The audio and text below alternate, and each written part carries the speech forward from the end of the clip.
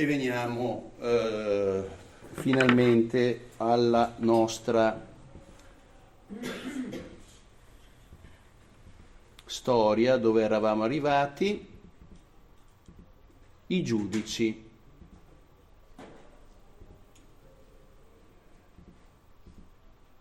Ecco, partiamo da questa diapositiva qui.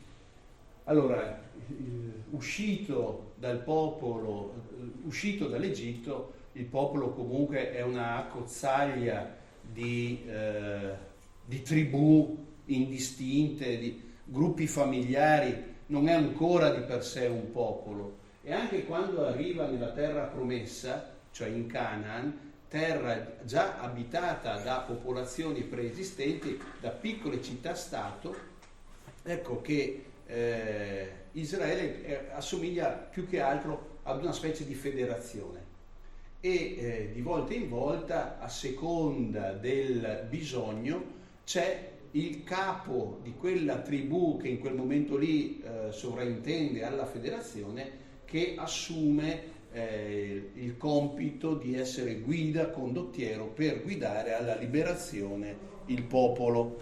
E quindi c'è questo periodo che è chiamato dei giudici, che dura circa 200 anni, quindi dal 1250, momento in cui c'è il passaggio del Mar Rosso, fino al primo re, che è il re Saul. Il re Saul, e siamo nel 1050 avanti Cristo circa. Ma il passaggio dai giudici alla monarchia non è indolore, perché il popolo di Israele non accetta la forma monarchica, che era quella delle città cananee che lo circondavano, perché erano già durante questo periodo, le città cananee erano guidate da un monarca, da un re, che era re della città e di un piccolo territorio circostante, costantemente in guerra tra loro, ed è per questo che queste tribù ebraiche riescono a prendere il predominio, perché di fronte alla divisione del territorio, delle città circostanti, ecco che fa la fortuna questo popolo, questo insieme di tribù ebraiche. Perché non era indolore? Perché il popolo di Israele non voleva che governasse un monarca, sostanzialmente per 3 motivi. Noi non abbiamo bisogno di un re, perché il nostro re è Dio stesso, e di volta in volta ci sarà un condottiero che ci conduce. Il secondo motivo era perché il monarca è un despota. Ci sono i racconti di alcuni re che c'era Acab, uno adesso mi viene in mente, non so se avete presente, Acab sposa una regina cananea, Jezabele, e lui mette gli occhi addosso ad una vigna, la vigna di Nabot, e vuole impossessarsi. E Nabot dice no, perché è quella di casa mia, l'ho ereditata dai miei padri, e quindi non se ne parla. E allora lui, il re capriccioso, si rabbuia e va a piangere, non mangia, digiuna, arriva alla regina e dice: ma cosa succede? È successo così e così e così. Ma tu che sei il re ti fai questi problemi, adesso sistemiamo la cosa. E quindi insomma con un escamotage Jezabele riesce a far uccidere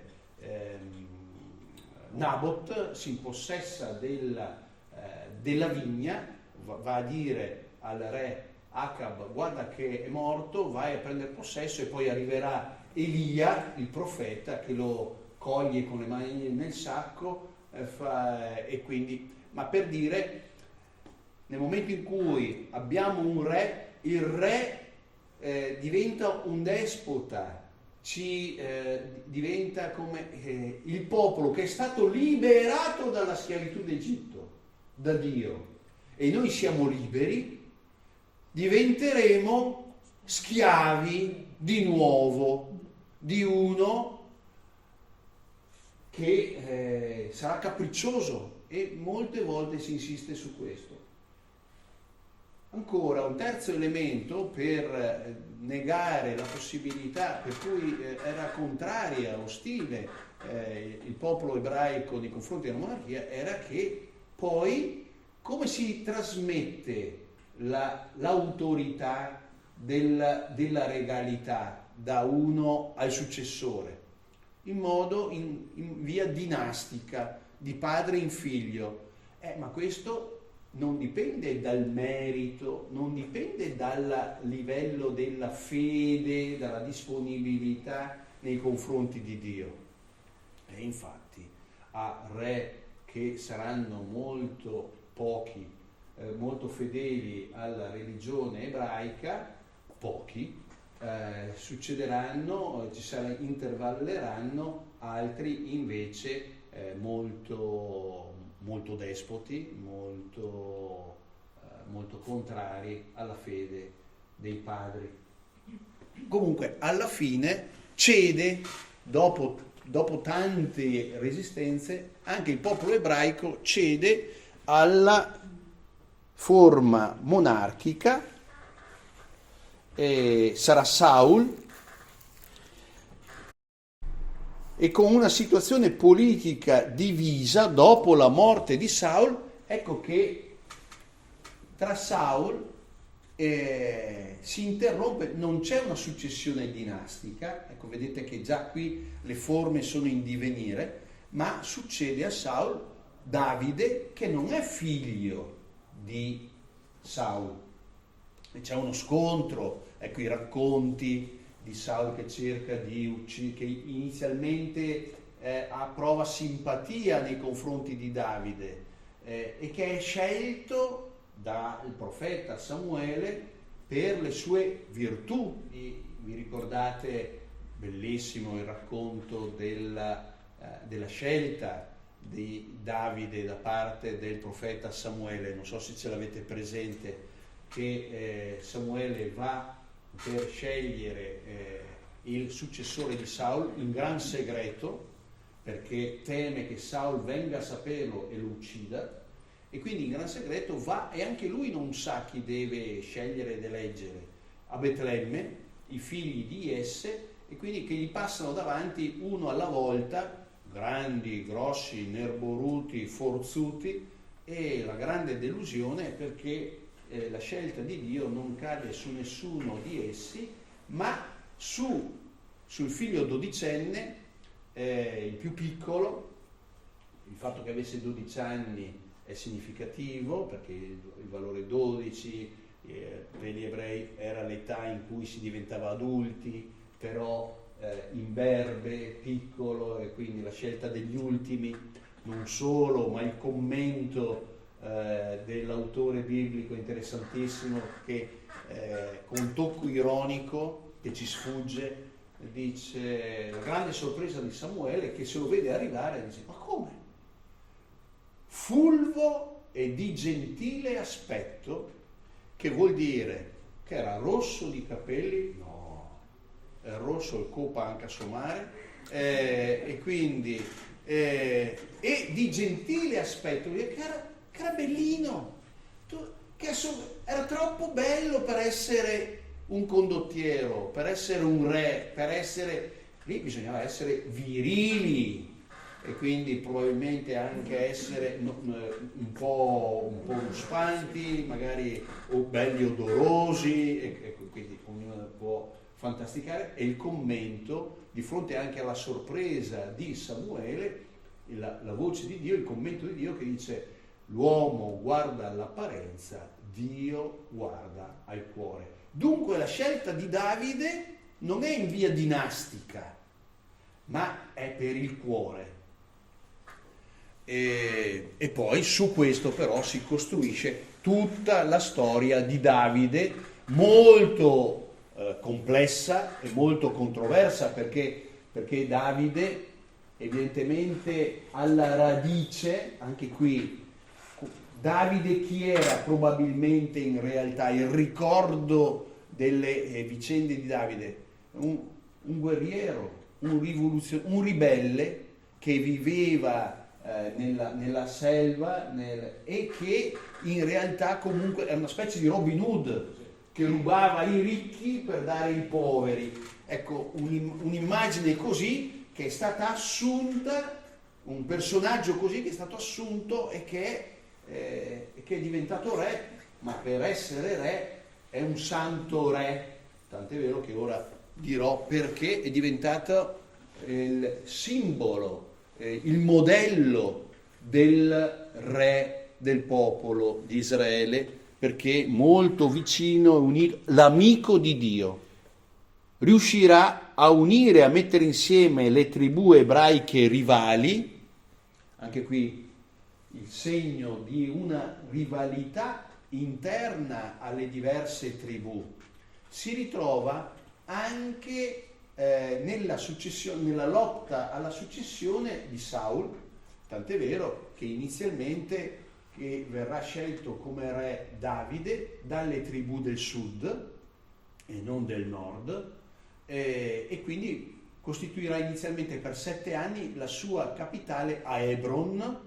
Sarà soltanto nella seconda parte del regno, per i secondi 33 anni, a Gerusalemme. La città sceglie Gerusalemme perché era una città a metà fra le tribù del nord e le tribù del sud, a metterla al centro, in una città non contesa, che era ancora una piccola città-stato che apparteneva ad una tribù, ai Gebusei, ad una tribù cananea, e che era costruita su una rocca, su uno sperone di roccia, e dicevano qui possono difenderla anche i bambini. Caro Davide, tutto il tuo impegno non riuscirai mai a conquistare Gerusalemme. E Davide, evidentemente che era un acuto anche stratega, identifica in Gerusalemme la città giusta per poter essere anche facilmente difesa.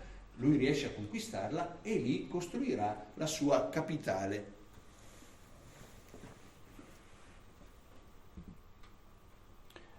Ecco i 3 re, Saul, Davide. Davide si colloca esattamente a cavallo dell'anno 1000, quindi è facile anche da ricordare, 1000 avanti Cristo. E poi ci sarà suo figlio Salomone. Ecco che già da Davide inizia una monarchia dinastica. Però come giustificare questo fatto? Che c'è l'episodio in cui il profeta Nathan, allora Davide che vuole costruire il tempio, perché c'erano diversi santuari distribuiti nel territorio di Canaan, che anche il popolo, le tribù ebraiche ereditano. Però Davide inizia una politica di centralizzazione sia dal punto di vista amministrativo, costruendo una capitale, ma anche dal punto di vista religioso, e quindi volendo unificare i vari templi distribuiti nel territorio in un unico tempio, e quindi il trasporto dell'arca dell'alleanza solennemente e lentamente e progressivamente a Gerusalemme, nel tempio che verrà fatto poi dal figlio, da Salomone, perché lui lo progetta ma non riesce a realizzarlo. Ma ecco l'episodio a cui facevo riferimento,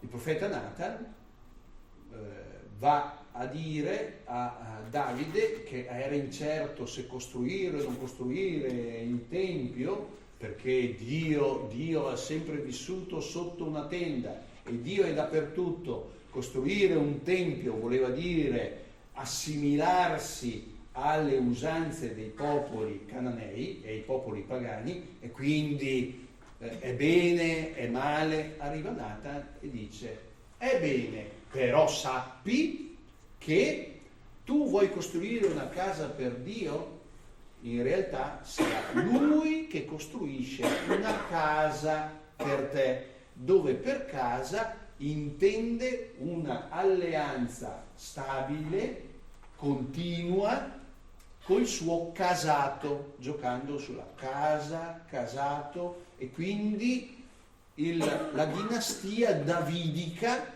da Davide in poi ci saranno tutti i re di una parte del regno. Vedremo che si divideranno in due subito dopo. Il regno di Israele si divide in due, ma una delle due parti ci sarà proprio la successione dinastica della davidica, quindi continuerà, segno della fedeltà di Dio nei confronti di Davide.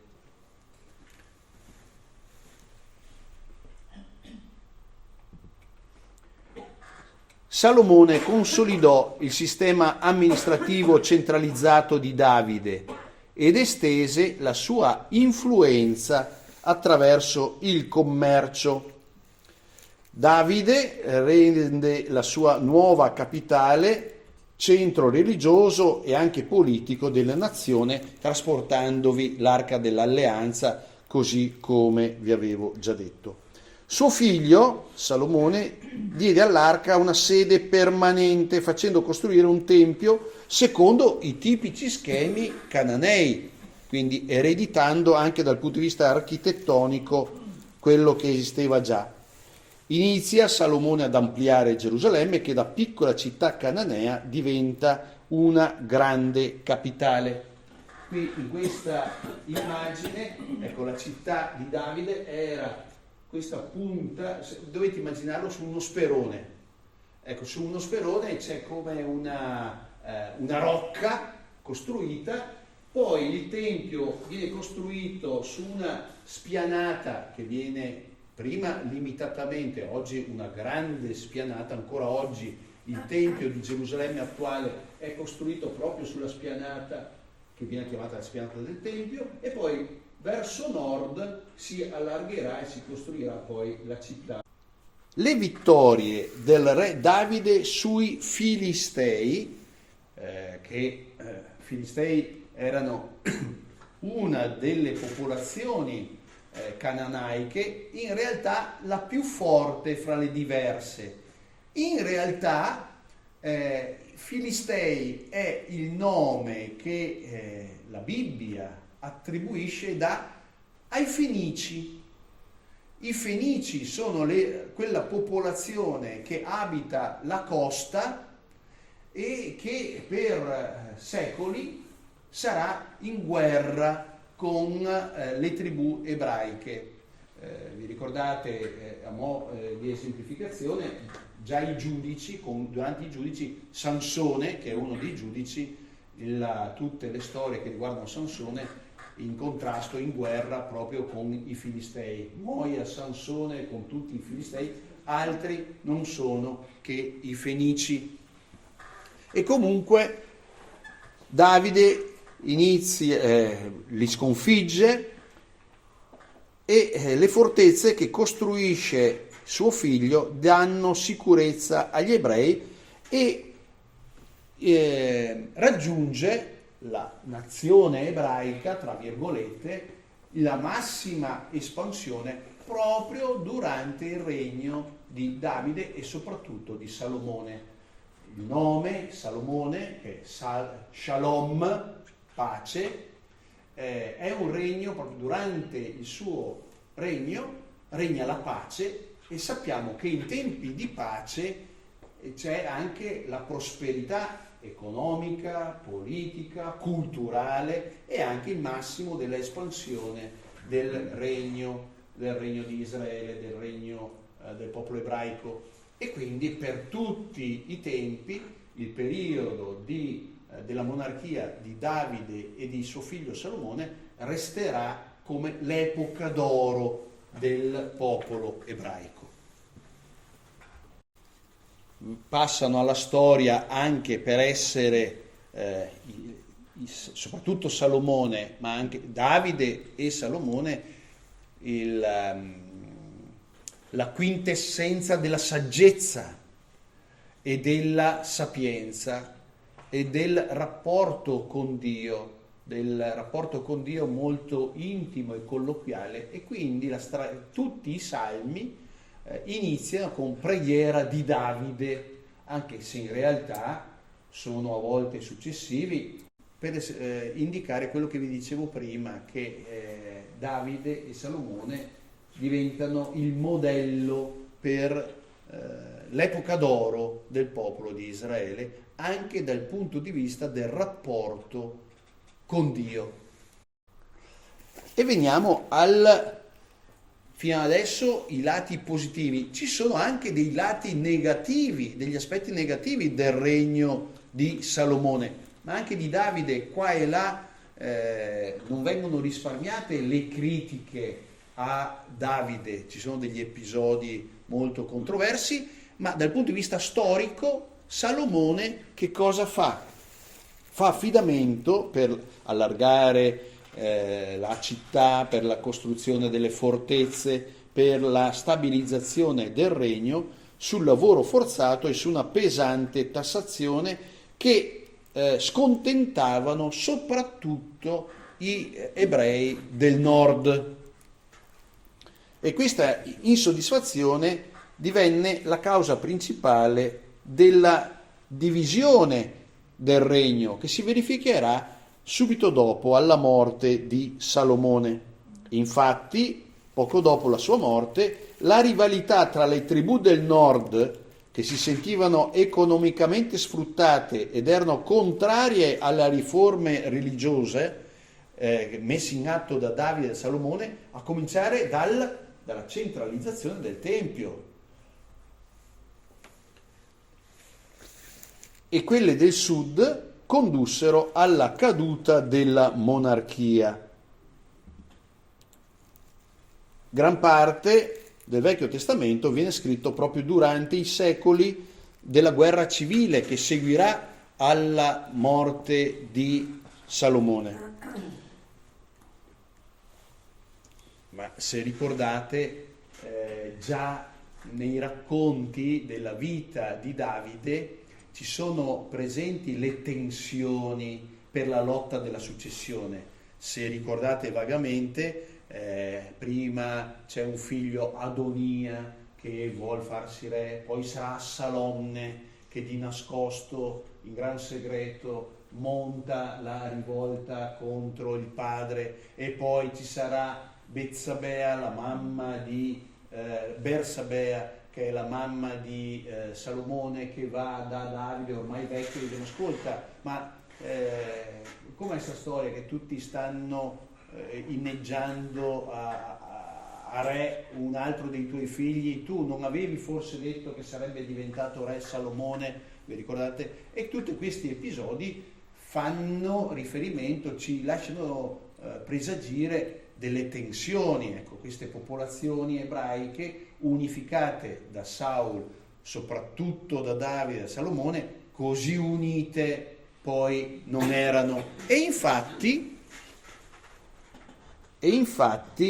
ecco questa cartina che mostra quello che accadrà subito dopo la morte di Salomone, e cioè la divisione del regno in due, il regno del nord e il regno del sud.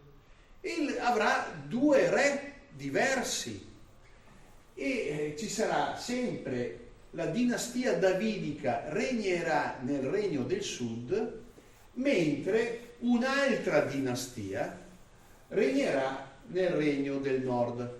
Il regno del nord prenderà il nome, per confonderci le idee, regno di Israele. Quindi quando si parla del regno di Israele, di che cosa parliamo? Se parliamo del regno vuol dire che c'è un re. Il regno di Israele è unificato soltanto per 33 anni con Davide e con il regno di Salomone.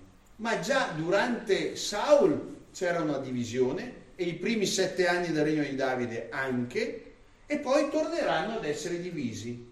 E quindi regno di Israele a nord e il regno di Giuda a sud. La capitale del regno del sud sarà Gerusalemme e del regno del nord, udite udite, Samaria. Con questa cartina, con questa striscia, che cosa accade? Che alla morte di Salomone il regno, scisma vuol dire divisione, il regno si divide in due: c'è il regno del sud, il regno di Giuda, e il regno del nord, il regno di Israele, e avranno dei re diversi. E quindi al nord avremo Geroboamo, al sud Roboamo, figlio di Salomone, e così via. E qui nel sud troveremo i nomi di alcuni re che immagino che abbiamo sentito dalle letture dalla Bibbia. E quindi Giosafat, ritroviamo tra i discendenti di Davide, Gioas, Amasia, Osia, Acaz, Ezechia, mentre al nord, nel regno di Israele, Acab è quello di cui vi dicevo prima, quello della vigna di Nabot, che ha sposato Jezabele, eccetera, eccetera, e altri. I profeti.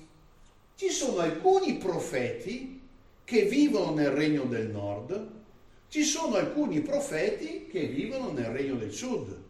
Quelli del nord profetizzano ai re del nord, quelli del sud profetizzano ai re del sud.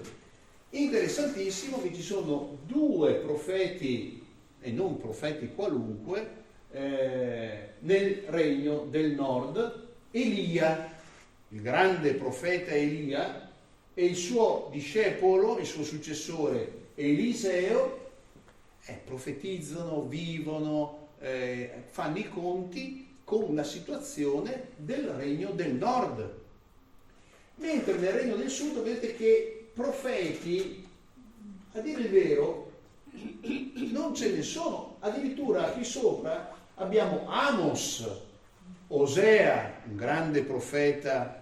Qui sotto abbiamo Isaia, non un profeta qualunque, Michea, che vivono nell'8° secolo. Il regno del nord dura per 2 secoli, circa, per 2 secoli. E che cosa succede in questi 2 secoli? Nei 2 secoli della sua esistenza il regno settentrionale fu di gran lunga il più forte e il più ricco. La capitale a Samaria, diventarono così forti che pensarono di poter fermare l'avanzata del popolo assiro in Palestina. Per 2 secoli uno stato di costante guerra civile, di scontri con le regioni confinanti, ma anche tra loro. Ed ecco gli Assiri che compaiono. Gli Assiri sono una popolazione che era qui nel centro. Mi è stato chiesto stamattina se c'entra qualcosa con la Siria. No, non c'entra niente, perché la Siria è in questa regione qua e gli Assiri si trovano qui.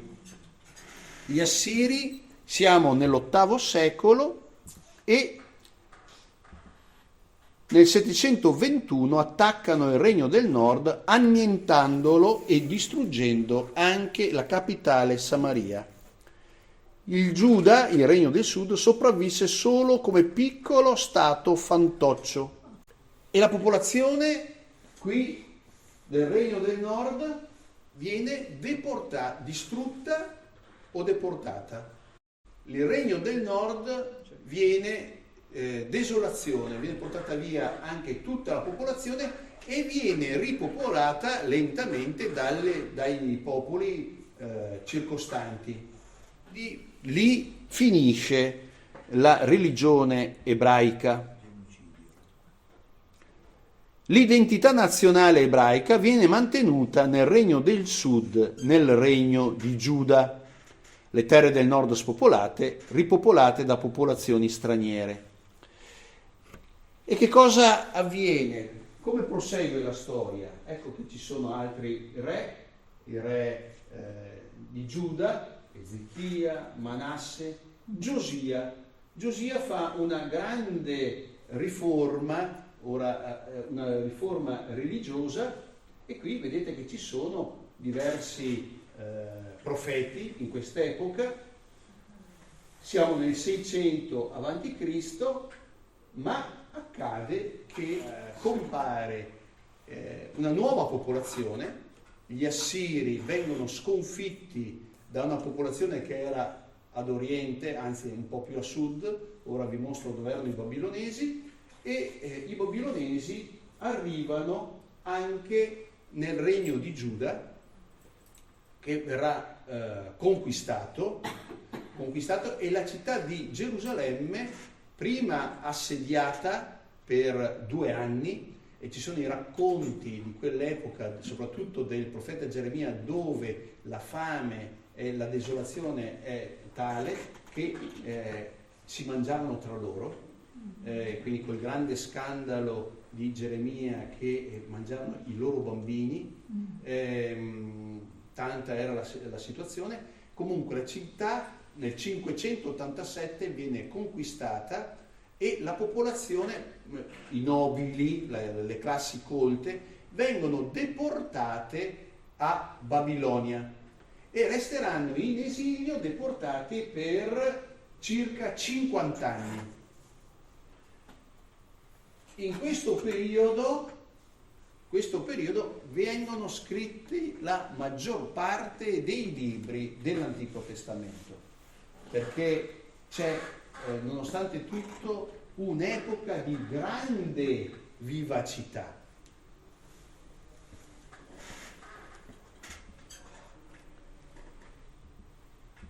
Ecco, questa è dove sono i babilonesi.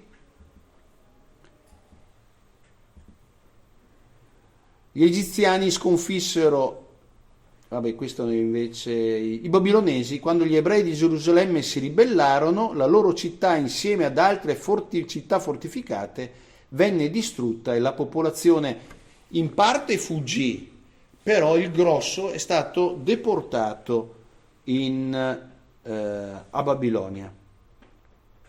La Palestina meridionale, un paese in rovina, la deportazione di quasi tutta la popolazione. I poveri che erano stati lasciati liberi vagavano per il paese con le loro misere greggi, cercando di vivere come potevano. Le frasi qua sopra è sbagliata, scritta di corsa, come vedete non ha senso.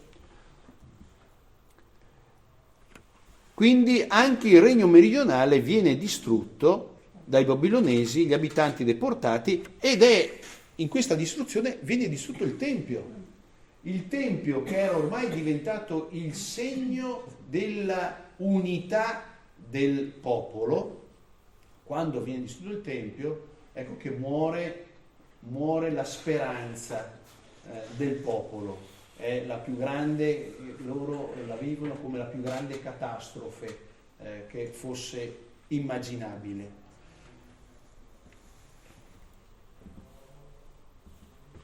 Questo è l'estensione del regno babilonese, che era tutta questa zona qui,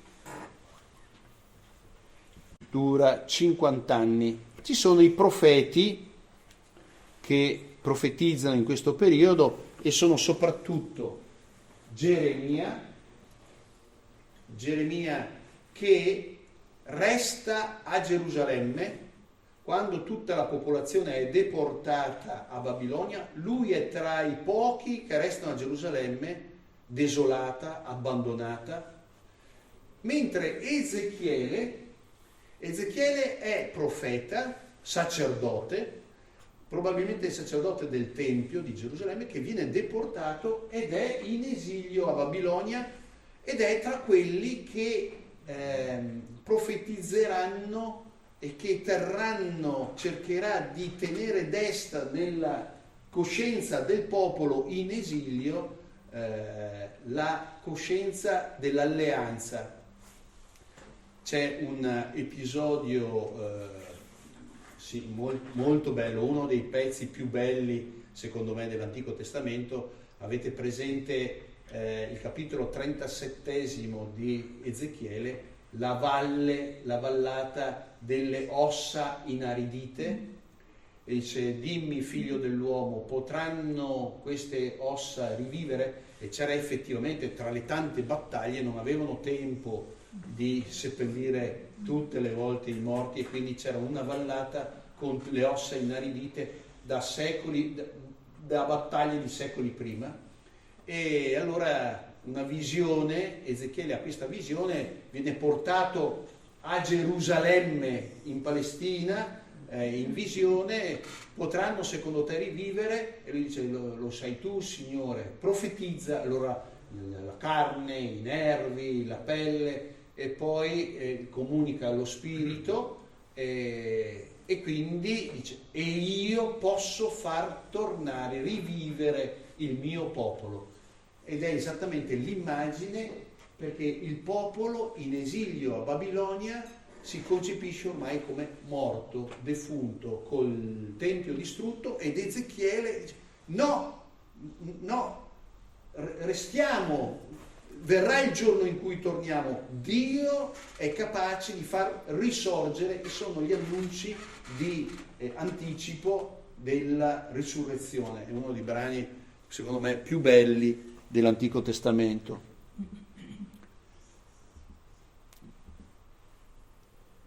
Questi anni costituiscono l'esilio storico durante i quali gli ebrei indagarono sull'importanza della sventura che era loro capitata per ricomprendere il credo religioso, per ricomprendere la fede in Yahweh.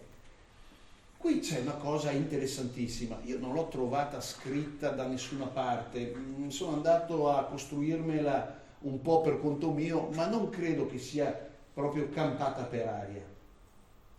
Tutte le popolazioni antiche, che scontri, guerre continue tra loro, ma fino anche alle popolazioni germaniche, quando ogni popolazione aveva i suoi dei, aveva la sua religione. E nel momento in cui entravano in guerra con un altro popolo, ecco che riti, celebrazioni, liturgie per chiedere la protezione dei propri dei. Nel momento in cui un popolo veniva sconfitto, che cosa accadeva? Si dimostrava che gli dei del popolo vincitore erano più forti, si erano mostrati più forti degli dei degli sconfitti. Qual era la ovvia conseguenza? Se i vostri dei sono più forti, ci convertiamo ai vostri dei. E quindi le popolazioni vinte aderivano agli dei dei vincitori perché era conveniente. Saranno i romani che furbescamente, per tenerli buoni tutti, tenevano nel Pantheon, cioè il luogo dove c'erano tutti gli dei, anche gli dei degli sconfitti, perché dicevano non si sa mai. E allora questa mentalità, che era comune in tutta l'antichità, ma pensate anche in epoca cristiana, perché per le popolazioni germaniche funziona esattamente allo stesso modo, da un certo momento in poi il popolo ebraico, che chiama Dio degli eserciti, questa dicitura è interessantissima, perché Dio non è Dio soltanto dell'esercito ebraico, ma è Dio di tutti gli eserciti. E quindi ecco la rivoluzione culturale e spirituale, culturale e teologica. Nel momento in cui il popolo ebraico viene sconfitto e conquistato dagli assiri, dai babilonesi, avrebbe dovuto passare alla religione babilonese, i cui dei si erano mostrati più forti, e invece no. E invece no, perché? Perché Dio è Signore di tutti e dunque, se è Signore di tutti, usa i babilonesi, in che modo usa loro? Com'è possibile che li faccia vincere? Se è Dio nostro, com'è possibile che faccia vincere loro? Per convertirci, per purificarci, perché noi torniamo a Lui. Ci siamo allontanati e usa i popoli vicini per riportarci a Lui. Tutti in questa ottica vengono scritti e descritti, per esempio, tutto il libro dei Giudici, che descrivono la situazione di 700 anni prima, ma vengono tutti riletti dentro questa logica, questa dinamica. E quindi il popolo si allontana, ci sono solitamente i filistei che rendono schiavo di nuovo il popolo. Ecco che allora c'è qualcuno che si rivolge a Dio: Dio salvaci, lui ascolta e manda il condottiero di volta in volta che riporta il popolo a sé. E così anche queste parole dei vari profeti. Una serie di maestri della religione autonomi e fortemente influenti, i profeti, aiutò gli ebrei a comprendere la loro eredità religiosa e a sottolineare l'importanza della loro fede durante i capovolgimenti storici di quell'epoca. I primi furono, un po' in anticipo, perché Elia ed Eliseo cercano di riportare il popolo del regno del nord all'autentica fede in Yahweh. E i profeti dell'esilio sono soprattutto 3: Geremia, Ezechiele, che vi ho citati, e un profeta anonimo di cui non sappiamo il nome, che però è descritto, scrive negli ultimi 26 capitoli del libro di Isaia, che sono un gioiello. Sono i cosiddetti canti del servo di Yahweh. Non ha più sembianze di uomo, ha la schiena arata, maltrattato, sputacchiato, eccetera, eccetera, eccetera, che poi gli evangelisti leggeranno questi capitoli dei canti del servo di Yahweh, li leggeranno come profezia di Gesù, leggeranno tutta la passione di Gesù alla luce di questi capitoli. Ma quando questo profeta anonimo scrive, di chi sta parlando? Lui non ha in mente che da lì a 7 secoli sarebbe arrivato Gesù. Lui sta parlando del popolo di Israele che è in esilio, e lui usa le immagini di un uomo torturato, schiaffeggiato, vilipeso, distrutto, ma che continua a confidare in Dio. È la personificazione, con tutta probabilità, la personificazione del popolo di Israele in esilio. Certo, gli evangelisti non compiono un'azione, un'opera illegittima, perché ritrovano queste robe, ma stanno descrivendo quello che poi è successo proprio a Gesù.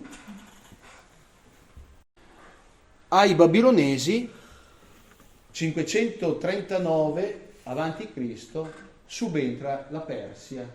Il persiano Ciro costituì un impero forte e tollerante che si estenderà fino all'Egitto. I persiani diventeranno la potenza dominante in Vicino Oriente per i successivi 200 anni.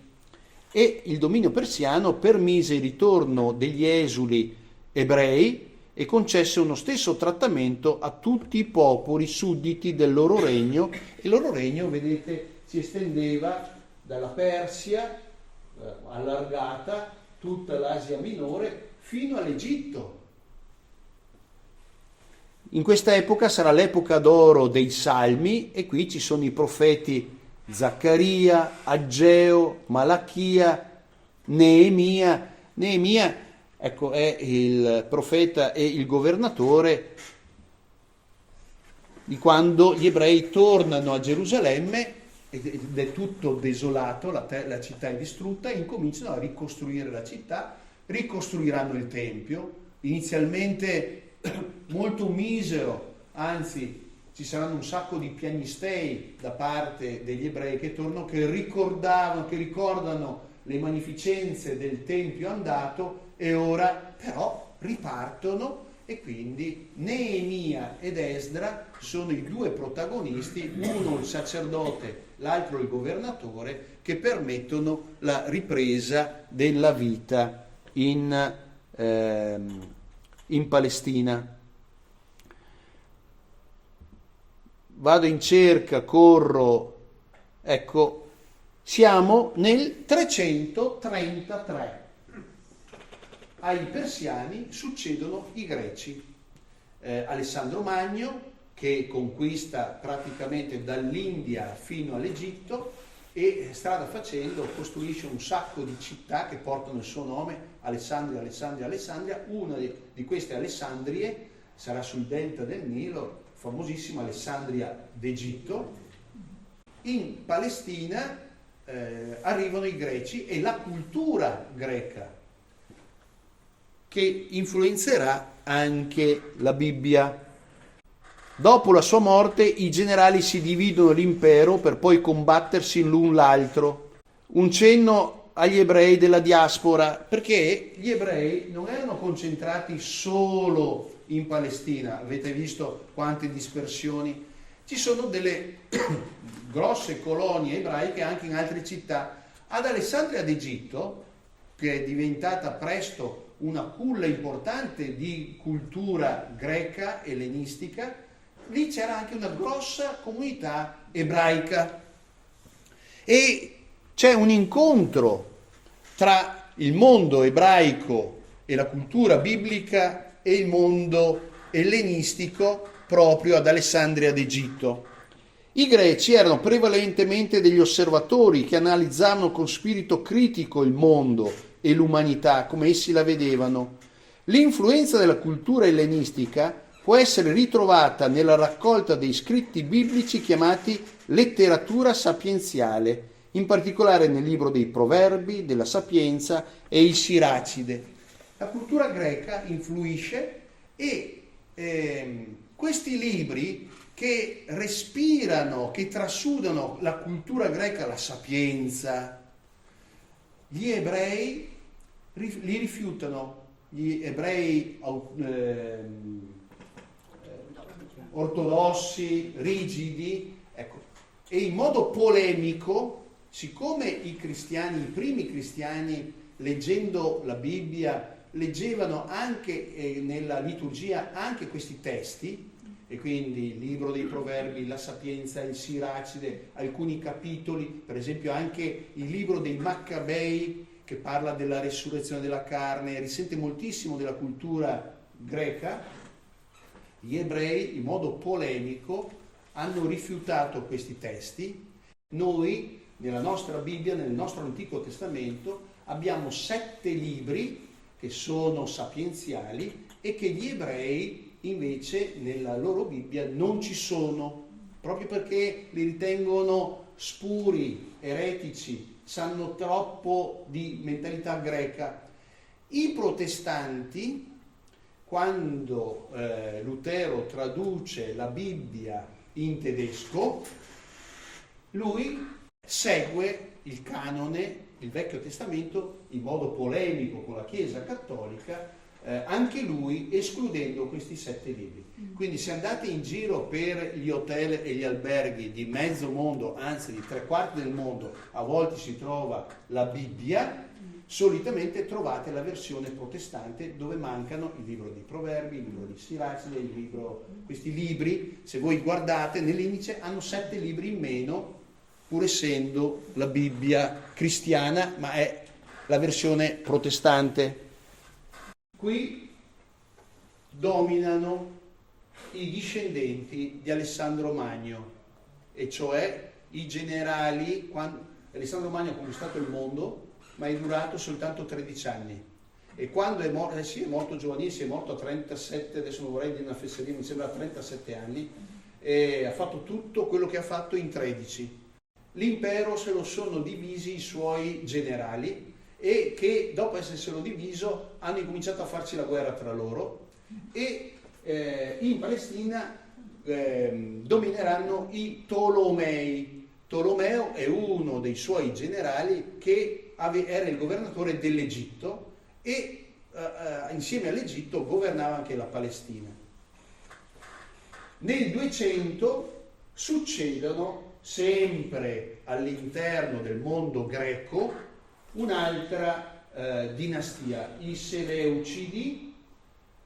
E se ci sono, ecco, le guerre Maccabee negli anni 140, c'è una rivolta del mondo giudaico del sud, perché il regno del nord non esiste più da tempo, si era ricostituito col ritorno dalla Babilonia solo il regno del sud, e quindi il regno di Giuda, e quindi per un breve periodo, per 11 anni, c'è una indipendenza della Palestina, del regno di Giuda, non c'è un re, ma è governato dai Maccabei.